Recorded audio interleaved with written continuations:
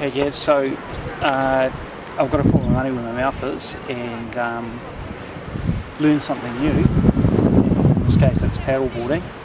And for our staff and for our students at our schools who will get to see this, I'm nervous because our philosophy is that everyone can learn new things with a good coach. So you're in the gun there. A bit of purposeful practice. I don't think that doing it today is going to solve everything. I don't think I'm going to be, world class in an hour. Well, it could be. You never know. You are quite clever. Thank you. And opportunities to have a go, and obviously this is beautiful out here, so there's always opportunity to go on top of the car and go for a paddle, I'd imagine. Yeah, always. Alright, so I'm nervous, so yeah, you've told me I can learn to do this and all that sort of stuff, so what gives you that belief? Well, I know you can swim, I know that you are athletic, or to a degree, debatably athletic.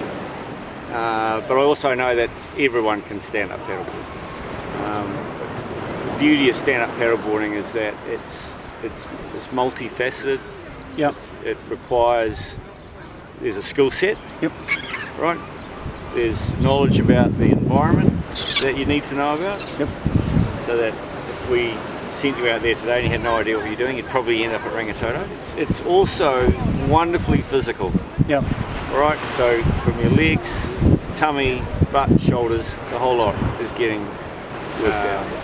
So every learning anything's got a technique. So I believe, the two hardest things that people do in life are actually learn to walk and talk.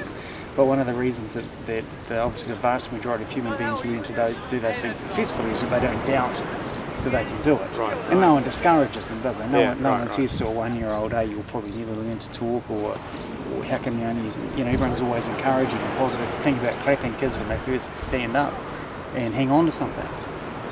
So there must be some steps here to becoming good at paddleboarding. Yep. Yeah, well, there's a few fundamental things that you get right. Like obviously you've got to stand in the right part of the board. Yep. Right? So you've got to understand that that you're on a moving object, so therefore you've got to give yourself as best opportunity to stand positively as you can, right? Yep. So like a good example would be that if you stand stiff-legged, you're much less likely to hold your balance than if you've got bent knees. If you're engaging your tummy and your core, or if someone's about to push you over, right? If someone's about to push you over, you'll tend to stand in a position where they can't push you over. Yeah. Right? So immediately your stance changes, and that's kind of how it is with paddleboarding. You go into that thing, you go, right, I've got to get my centre of gravity down. I've got to be prepared for this thing to move, so therefore I've got to balance, right? Very similar to Swiss ball stuff. So do I panic if I'm not brilliant at this? And if you fall off, then all you really want to do is fall off away from the board, right?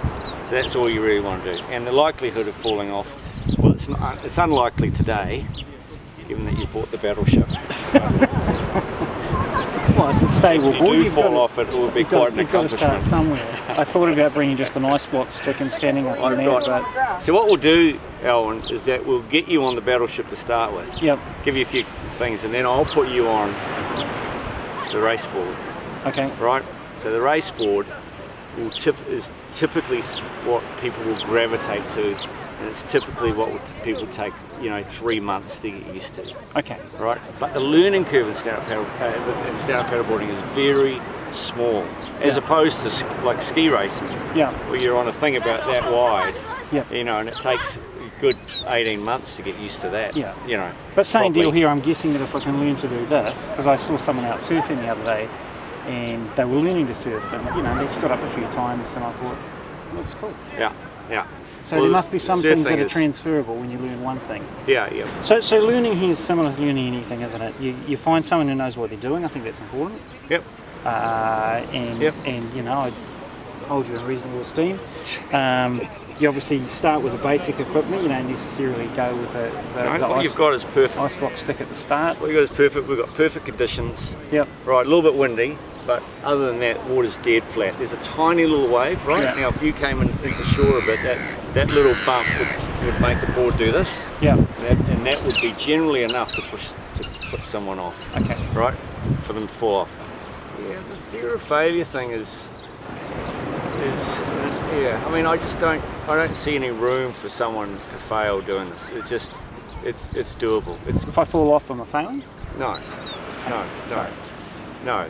And in fact, no one has ever done it without falling off. Okay. You're always going to fall off, right? Cool. It's like, that's just the way it goes. So expect to fall off. I mean, you probably won't today, but I mean, expect to fall off. You just keep jumping back on, because every time you figure things out.